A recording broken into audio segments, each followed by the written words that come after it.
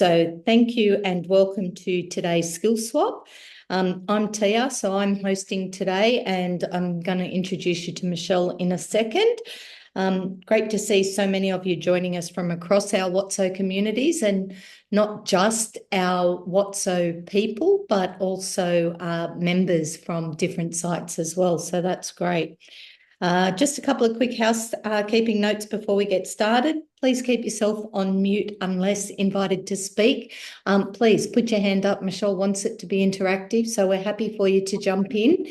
But remember that we are on a time frame, so be really concise with what you're asking. And if it is something that is going to require a bit more time to answer, please just hang out at the end. Don't use up all our time, because we appreciate that everyone's taking time out of their day to join us, and we want to see them jump in. So pop your thoughts, questions and answers into the chat throughout. There will be some pop-up polls on the way as well. So when they pop up on your screen, you can either clear them or you can answer them, and that will get rid of them off your screen. So jump in and join in with those as well. This session's all about learning from each other, so jump in and get involved. At WOTSO, we're all about connection, collaboration and sharing knowledge across our local communities. So today is a perfect example of that in action. Today, we're joined by one of our WOTSO members, Michelle Bouabaid from WOTSO Botany. Michelle is the founder of the Brightspace and brings over 28 years of experience leading businesses.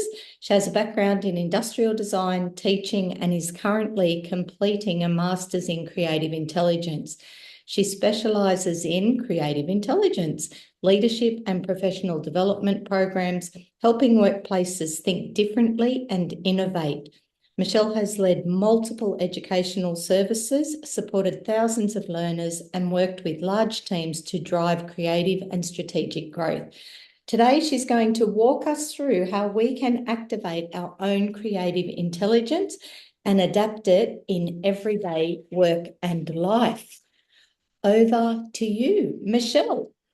Thank you so much, Tia. Thank you for the introduction. I'm really excited to be here. So I guess I want to share something very passionate about, the concept of creative intelligence. It's not about artistic ability, as you might think. It's about how we approach problems, uncertainty, and change. Hopefully you'll leave today's session where you're thinking generating new ideas is a key leadership capability, and that comes from creative intelligence. So no matter your sector, creativity is not a nice to have, especially in 2026 and beyond. It's a core skill for today's complex and changing world. Today is about sharing practical tips that you can hopefully take away and build your creative intelligence. And the outcome I hope you'll achieve is that you'll change the way you see challenges and see opportunities. And hopefully you'll see that by being creative, it'll enhance your well-being as well. So let's play a little warm-up game, shall we? Thank you, Tia. I do want this to be interactive. So if you do want to jump in and say any comments or join the conversation, just take yourself off mute. That's great. So to warm up, we're going to play a little game called Reality versus Myth. I'm going to throw up a few prompts on screen. Lisa has kindly prepared a little poll. If you could just answer in your opinion, don't worry, no one's judging, whether you think this statement is reality or myth. Let's see what people think of each of these prompters. The first one, people are born creative. You either have the ability or you don't. Tick which one you think it is. Okay, we'll do 5 seconds for each one. Great, thank you. And the answer is, let's see, Lisa, what's the answer? It's myth. You are right. Creativity is a skill. It's not a trait. It can be developed with practice. Let's go to the second prompt. Oh. Creativity can be enhanced when you collaborate with others. Let's do 5 seconds. What do you think? Oh, sorry. Yes, it is reality, 100%. New perspectives, spark new ideas. You're absolutely right. Next one. Creativity can improve existing ideas as well as invent new ones. And the answer is absolutely right. Creativity is not just about invention, it's about refinement and rethinking. Next one. Some people are creative and others are only analytical. What do you think of that one? What's the answer, Lisa? It is a myth. We all use both. Creativity and logic best work together. Great. And the next one. Creativity is present in every field, including science, business, education, and daily life. What do we think? Lisa, over to you. Reality. Creativity is how we solve problems everywhere, not just in the arts. And finally, last one. Creativity requires complete freedom without any rules or structure. What do we think of that one? Lisa? Myth. Myth is actually right. Creativity loves freedom, but it actually works well with directional constraints. So well done. We're warming up. We've got we've challenged a few common assumptions there. So tell me what you think of this. You can put this in the chat. Do you agree with this statement, right? Agree or disagree? Creativity is more important than knowledge. What do you think? Just throw it in the chat as our friend Albert Einstein believes. Do you agree or disagree? Yep, they're all popping in agree. Hey, 100%. I'm looking for a disagree so I can see if we can change that by the end of the session. No disagrees. Great. Especially in this world today that we're moving into, it's definitely an agree, well, from my perspective anyway. So let's get right into it. We are all born creative. Creativity is a muscle. It thrives with exercise. It grows with practice. Over time, what happens to our creativity?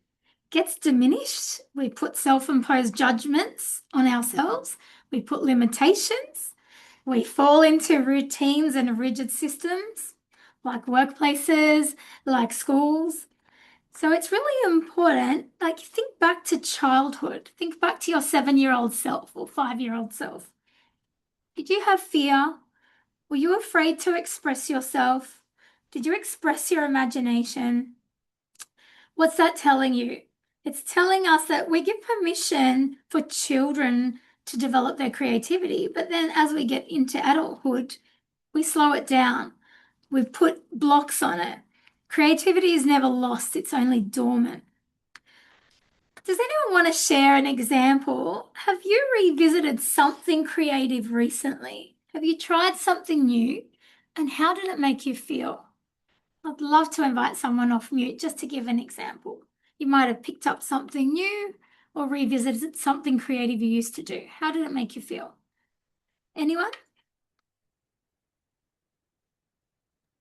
Doesn't look like anyone's going to jump in, so I'm happy to share mine. Great. Thanks, Tia.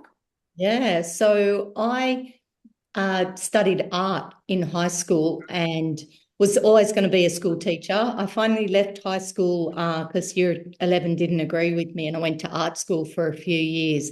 And I remember making this absolutely amazing calendar. It took me all year. I gave one to my mother-in-law, who said to me, "Why would you spend all year making that when you can buy them at Kmart for $1?" So when I finished TAFE, I really didn't pick up a paintbrush again for a long, long time. And about a month ago, I actually put a metre big painting in an art show. And when I saw it on the wall, I was blown away. I was in tears. It felt so good to actually do that and put it out there in public and go and see it at a thing. Yes. And it was amazing. So, yeah. it getting rid of all those layers of doubt and what other people had put on top of my creativity. It was pretty amazing to sort of go, yep, I can do it. That's awesome. And you'll see that filtering through. You'll let down your barriers in your workplace and new ways of doing things. That's awesome. So yeah, I encourage you to try to revisit something you loved as a kid that's creative.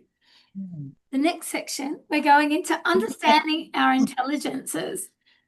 Sorry, Michelle, Sorry. somebody else said they wanted to share. We actually had one that wanted to share. Totally fine. Totally Please fine. do. Yours is a great example.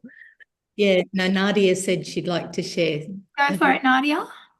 Oh, okay. So over the last, over my career, I've always managed different businesses, and so in the last 5 years, I've generally worked in finance, and it's not a particularly creative field, but last year or the year before, I bought an e-commerce brand that I was really passionate about, and I had to learn a lot of skills that I hadn't used before, but creating content was something I'd never really done before, but I actually found I was quite good at it. And the more I practiced, I was really kind of flexing this creative muscle that I actually didn't know I had. And it was really great to see tangible results. And it was super exciting to just get better and better at something I didn't know that I could do. So that was really cool. There you go. Yeah, you'll really take that and it'll go into all your other areas. Like Yeah. I felt the same. I did industrial design, 4 years at uni, designing all sorts of manufactured parts. And then I got into buying childcare centres, running small businesses, and I did a teaching degree. And everyone kept saying, don't you miss the creative side? You're not designing anymore. I'm like, business is so creative. We're working now with an amazing software consultant and AI consultant from WOTSO, by the way. How creative can we be with designing our own software, or how creative can I be with redistributing our leadership model to have a distributive model where it's not one director at each center and we're spreading our leadership across? So many examples of how you can be creative in business. So thank you for sharing. Great. So we're going to now jump into understanding different intelligences. IQ, intelligence quotient, emotional intelligence, and creative intelligence. They're the three I focus on. Of course, there's others, but these are the three that my work focuses on. So let's reimagine our intelligence. One of our intelligences as humans is IQ. We know and love it. It's got a long history. Intelligence quotient represents logic, analysis, decision making, applying learnt knowledge, and having a result. What's one example of how you might use your IQ in day-to-day life? You might budget for a holiday. You might have to work out decisions on the most logical route if you're traveling Europe. You might need to compare insurance and make a decision. There's an example of IQ in practice. The next one is EI, emotional intelligence, the ability to understand and manage your own emotions and that of people around you. You've heard a lot probably, and a lot of funding has gone into emotional intelligence the last 10 years, a lot of government programs and wellbeing programs, much needed. It was probably a bit late, but finally everyone's been jumping on. And an example of emotional intelligence in practice might be you help two colleagues at work resolve conflict, and you heard their feelings, you help work it out, and now things are better at work. There's an example. My key focus intelligence that I feel like we really need to focus on in 2026 and beyond is creative intelligence, creativity and innovation, the ability to go beyond the existing knowledge or ideas to generate innovative and original concepts. It's what isn't talked enough about. It's what schools need to be talking about and workplaces need to be doing more training in. With creative intelligence, you could look through your pantry, have 3 ingredients left in your pantry and come up with a brand new recipe that your family loves. There's an example. There's so many examples of creative intelligence. The more you understand it, the more you'll be aware to use it. So all strong leaders combine all 3 of these. all these three intelligences, and it hits the sweet spot. If you can nail all these three, you'll see changes in your work. You'll see impact in how you show up. Okay, so I'd love to encourage you to just tap into these three. Creative intelligence. It is your brain's superpower. Why do you think it's important in today's changing world? Does anyone want to throw on the chat, why do you think it's important that we need to learn how to build our CI? Someone just throw one in and then I'll give you my examples. Why do you think we should build our creative intelligence? Perfect. Unique solution to problems, emergence of AI is taking it away. Love. This is absolutely spot on. Okay, let's have a look. The why. Firstly, do you want to stand out from others? Do you want to have all your fresh possibilities come to life? I know I do. So that's what CI can do. Oh, sorry, I went backwards. Creative intelligence helps us see challenges from a totally new perspective. I ask teachers all the time, how many years teaching experience have you had? Recently, I had someone tell me they had 15 years teaching experience in a primary school. Amazing, great. I challenged her. I said, do you really have 15 years experience, or do you have 1 year's experience repeated 15 times? And she actually sort of went down in a chair and she goes, shit, Michelle, you're right. I actually just keep repeating the same thing. So she's gone, looked at new ways to deliver her programs. You've looked at new ways to use mind mapping with her students and all sorts of creative presentation ways, and it's changed the way she's teaching. So now she can reinvent her teaching each year. Creative intelligence helps us design innovative solutions that those around you probably overlook.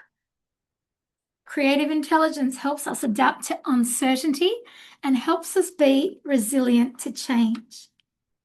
And my favorite one, creative intelligence helps us connect ideas in different ways.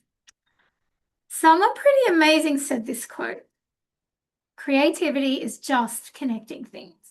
Mr. Steve Jobs, he's left his legacy definitely in creativity and innovation. What do you think of that? What do you think of some examples of how things have just been connected to leave such amazing results? Look at the Sydney Opera House. The architect, Jorn Utzon, he connected the simple idea of oranges cut into segments. And that's how he actually came to resolve his issue about how is he going to design the sails of the Sydney Opera House. How awesome is that? What about Velcro? George de Mistral, he's a Frenchman, noticed burrs from a plant that stuck to his dog's fur and his clothing, and he couldn't pull it off. What did he do? He put these burrs under a microscope and saw little hooks.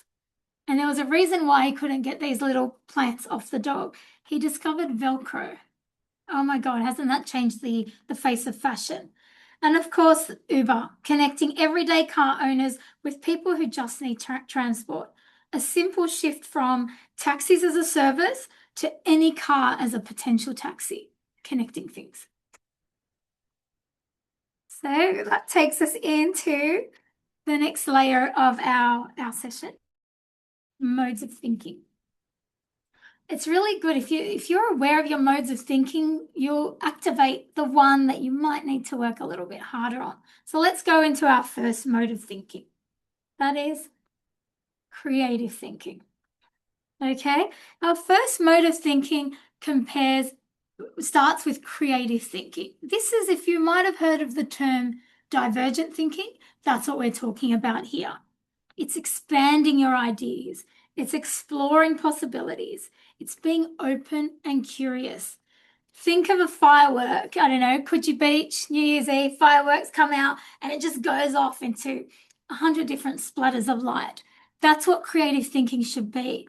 If you come to a problem that you need to solve, put every possible solution on paper, come up with 100 possibilities. Some are going to be dumb, some are going to be stupid and unheard of and are not going to work, but put them down, because what it does is trains your brain to open up and to be more curious. So that's the first stage of approaching a problem, coming to the creative thinking stage. What's the second stage? The critical thinking stage. This is where you get to refine ideas. It's where you make decisions based on those 100 of crazy ideas you've come up with. And that's where you can be a bit more focused and analytical. Okay? What's happening though is humans tend to naturally go one or the other. Put in the chat, who naturally tends to default to creative thinking more so than critical thinking? That's definitely me. Right? Okay, and who tends to naturally go to critical thinking? Just write the word critical.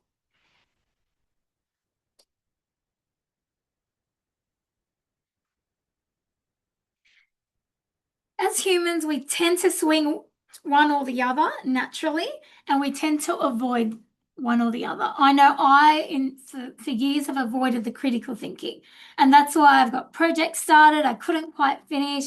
I had all these fabulous ideas but couldn't get them to the next stage. It wasn't until I tapped into there's this mode in my brain that I'm just not activating enough, and it was critical thinking. And of course, for me, we've got a team currently of 42, it's also employing people with those critical thinking skills. There's enough of us with the creative thinking. Now we're being able to design our team based on the skills we need. So being aware of that.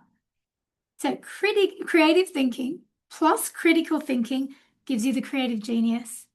And that's what gives you the impact and the adaptability. So my little motto is creativity first, judgment later. Don't fall into that, go straight to judgment. Some people come up with one option in the possibilities and they just stick to it. Open up the creative thinking and then do the judgment. Here's another mode of thinking. So if this one here doesn't resonate for you as well, here's another mode that you can tap into and you might resonate more with this one, the left hemisphere. We've heard about it. You're either left brain or your right brain. Not quite true.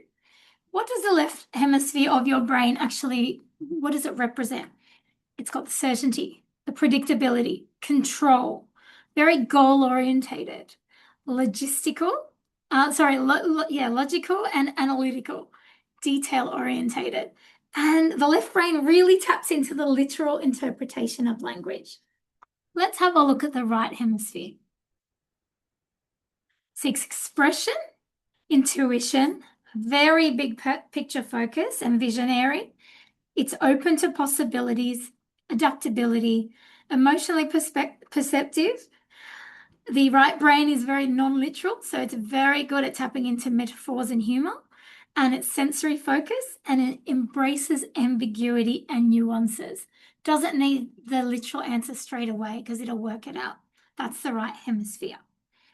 That's what our brains are actually proven through neuroscience to be divided into. However, it's no longer a case of you're either left or right. Neuroscience and recent research shows that both sides work together. They're connected by billions of neurons and they matter. But most of us, especially in the Western world, tend to overuse the left side. Can anyone relate to that? Do we have a majority that might be left-leaning? That's what they found. They found the Western world tends to lean more to the left, and we end up overusing structure and underusing possibility. Creative thinking is what helps us step back, see the bigger picture, and explore new possibilities. So, my question to you is, do you think businesses, education systems, and workplaces lean heavily on left and right brain thinking? If you do think they do, what do you think would happen if we leaned more on right brain? That's a rhetorical question. I want you to think about that. What would happen in your business, in your world, if you start bringing more of the right brain thinking? Okay, so consider that next time you're challenged with something. So our final layer of the presentation is, this is a really, really practical one, and I hope you'll take this away and have some good outcomes from it. It is reframing problems to rethinking solutions. Why the solution today is now reframing your problem. We know the pace of change today is unprecedented. It's the new technologies, the shifting societal needs. It's all reshaping how we live and we work and we learn. So traditional problem solving is actually falling short. What worked yesterday is not necessarily working tomorrow. Reframing challenges, shifting the question, and turning your problems into opportunities, that's what's going to open the door to your innovative and practical solutions. Was there a time you tried to fix a problem with the same old method and it didn't quite work anymore? Can anyone think of an example? I know it's a bit tricky, but so the question is, was there a time you tried to fix a problem with the same old method and it didn't quite work anymore? Does anyone want to share something either in chat or by speaking?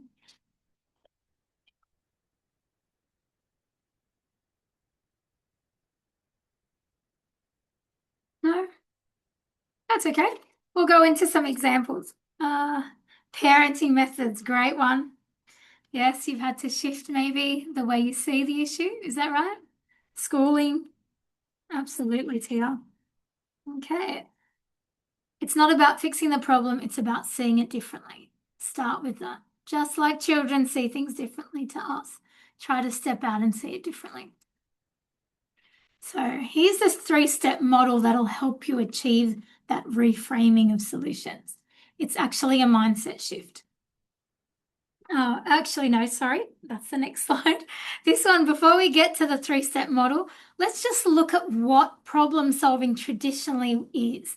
You know, it was always about fixing something. It's about reacting to something that comes up. It was often about one person's perspective. It used to be a lot about one solution. There's not a range of opportunities. And it does suggest problem solving as a term suggests that something's broken. However, what happens if you shift your mindset into thinking in addressing challenges rather than problem solving? What addressing challenges does, it opens up exploration. It opens up your creative thinking. It opens up collaboration and diverse perspectives. It gives you multiple possibilities and it suggests opportunity. Our mindset shifts when we switch from problem solving into addressing challenges. I challenge you to reduce the use of the term problem solving and start using, what challenge am I facing? What opportunities can come up from this? What it does, it'll reduce catastrophic thinking and bring a mindset of solutions and opportunities to your life. Let's see this in action. This is the 3-step model we were talking about earlier.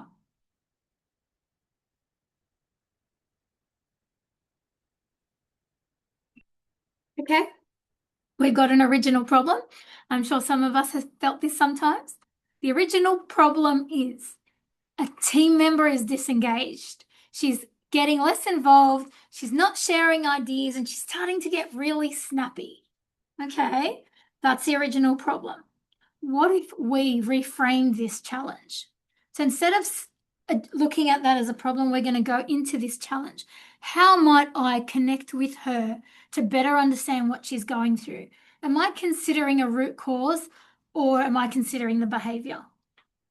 And here's an example of some innovative solutions that have come from reframing this challenge. Ask her to redesign part of the workflow. Give her ownership of a passion project or a decision. Swap roles for a day with someone else and let her lead something she enjoys. Let her teach something to the team. Imagine if we just stayed in the first box. The team member's disengaged, she's getting less involved, she doesn't share ideas, and she's snappy. It's indicating before performance management, something wrong with her, we got to fix this. Just by looking at a reframe challenge, look at all the possibilities that have come up. Let's do another one that's more of a big world issue.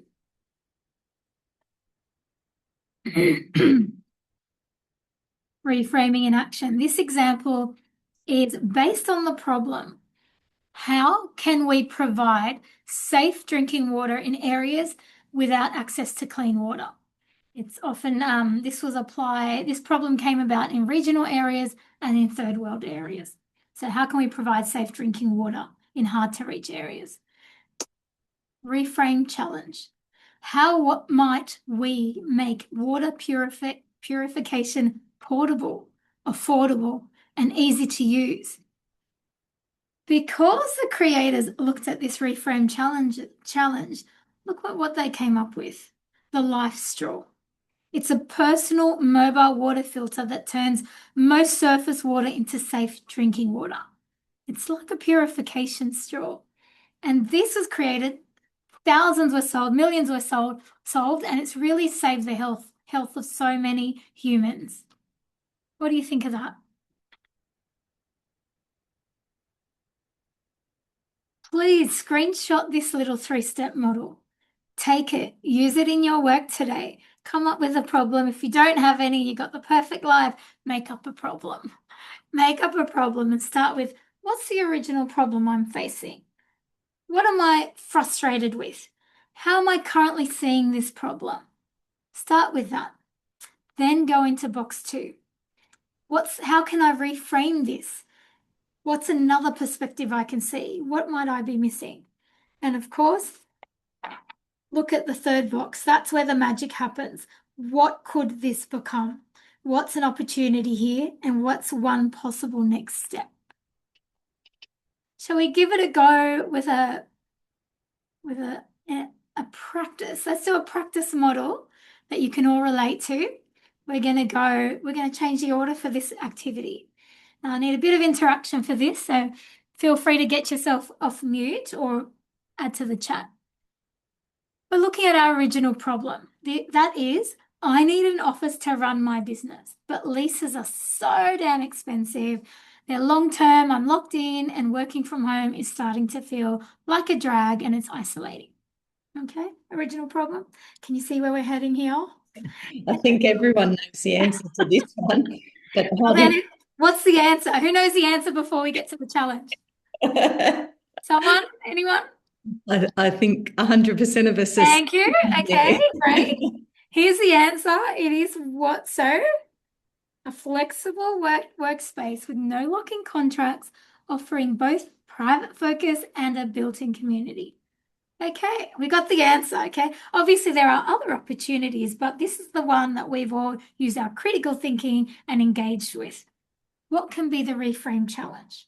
This is the hardest box. If you can get this box, you've nailed it. Jess, this one's for you. This one's for you. Yeah, no, for Jess. She reframed it years ago. So, not to put you on the spot. But... No.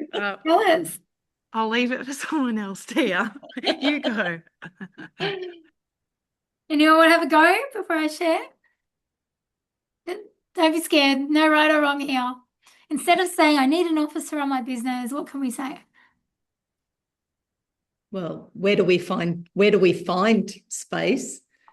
I know when I worked from home, it's funny, it was isolating, but I did party plan, so it wasn't too bad. I actually got out of the house occasionally. My biggest challenge was when COVID hit and my whole family moved home, and all of a sudden I had people in my workspace every day, but they weren't working. They were doing other stuff, and it really affected my work. So, yeah, it's finding the right people, the right space, something, and in the current climate, something close to home. Yeah, but if you didn't open your mind and creativity and you stuck to the language of the original problem, I need an office, where would you be? You'd be stuck. So by reframing this challenge into how could I have a professional space that's flexible, affordable, and still I can feel connected to other people. That's one example of how you reframe your challenge and then you look for new opportunities. So you stop looking for that expensive office and then you start finding these amazing share spaces. And gee, we've made some amazing connections here at WOTSO Botany. Bashir, shout out to you and many others, and Elvira. So can you see how we apply this to anything? You can apply it to your parenting. You can apply it to, my husband's there, so, to your marriage and keeping things fun and exciting. We're hitting 25 years next weekend. So I apply this to even our relationship. So apply it to your work, apply it to your leadership, apply it to everything. It really is a game changer, and it stops the catastrophic thinking from the early stage. So to finish off this little section, true creativity comes from seeing challenges from a new perspective. And boy, kids do it beautifully, don't they? So I'm very blessed that we get to see this day to day. We've still got 3 childcare centres. We've had 9. So just watching how children create and test and look at things from a new perspective, it's really refreshing. If you get a chance, just go to the park and just watch how they interact, watch how they test boundaries and take risks and bring that into your work. To finish off, I just want to reinforce a really important point, that creative intelligence enhances well-being. So simple. People don't connect the two, but they are so linked. And I'm hoping my work with my master's is going to prove this through research. So if anyone wants to be a guinea pig, contact me. Creativity is a regulation tool. Well-being is not a luxury. It's a professional skill that we all need to build, right? Do you agree? Definitely. Definitely, yeah. The work you do, I'm sure we're all working in either our own businesses or other businesses. The work we do is emotionally demanding. Burnout and overload are common. Running business is hard, and leading teams can be really, really hard. When we're stretched or overloaded, our thinking starts to what? Do you think it expands when you're stretched and overloaded? It narrows. Our thinking just narrows because we're getting into this nervous system that's quite heightened and tight, right? Creativity supports our nervous system. More and more neuroscience is coming out to prove this. The research is showing creativity helps us slow down. It helps us think more flexibly, helps us respond rather than react, and it helps us encourage curiosity over judgment. You stop going to judgment first, and you go to curiosity first. So it allows the brain to move out of threat mode. In a world powered by ideas, creative intelligence is the new currency of success. There's my husband there. Hi, Jace. He's in that photo with one of our beautiful teachers. This is an example in one of our childcare centres. We came up with a beach kindy program. We take children as young as 2 into Yarra Bay, into La Perouse once a week, and their classroom has changed. They are learning from the beach and the bush. While all the other centres in our area, they stay in the perimeters of their childcare centre. What's that done for the children, for their behaviours, regulating behaviours? The children who, have challenging issues at the centre, we don't see these challenging behaviours when we're out at Beach Kindy. What it does for the staff, oh my God, for their well-being. So by redefining how our curriculum looks and feels has not only improved our business success because our wait list is very, very high, but also it's just changed the way we can deliver curriculum to children and enhance our well-being. So there's a little case study that I can talk about if you ever engage me in your future mentoring and training sessions. Tia, did you want to say, do I go with? Well, I was going to say that sort of brings us to the big question, isn't it? And that is, how do we get in contact with you if, we want to explore this more? And the screen you've just popped up, what else, what type of things do you do as your job, as how you approach this with your clients? Yeah, thank you. So what I do, everything that has helped in our businesses, in our 11 businesses that we've run, I've almost drawn the best ofs from the last 20 years and created small mini modules where I can go in and coach very interactively, whether you're in small business or in education, the concepts are the same.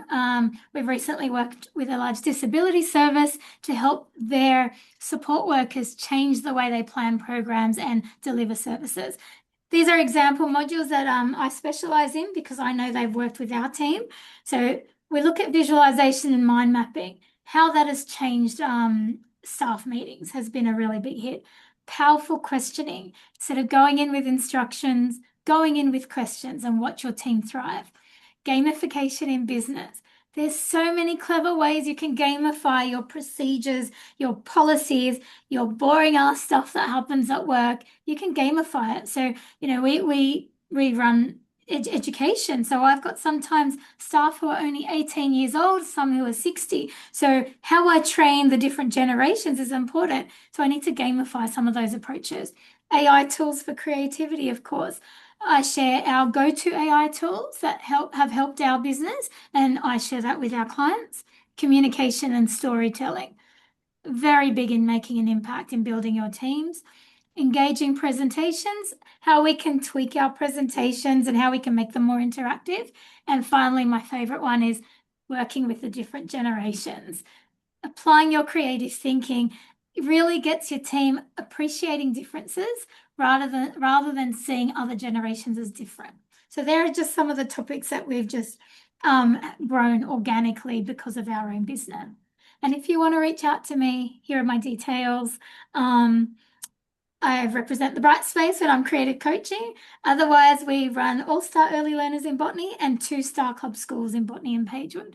So you can reach me in this space. I hope you enjoyed that. I love delivering it, and I hope you can actually take this and make impact in your life.